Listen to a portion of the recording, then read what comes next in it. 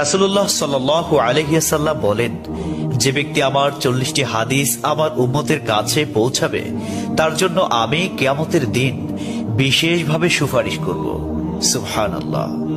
Number 2, মানুষের মধ্যে যারা মৃত্যুকে বেশি করে স্মরণ করে এবং তার জন্য প্রস্তুতি নেয় তারাই সবচেয়ে বুদ্ধিমান। নাম্বার 3, প্রত্যেক জিনিসের জাকাত আছে, আর দেহের জাকাত হচ্ছে রোজা। নাম্বার 4, যে তার সময় আল্লাহর জন্য ব্যয় করে না তার জন্য জীবন অপেক্ষা মৃত্যু শ্রেয়।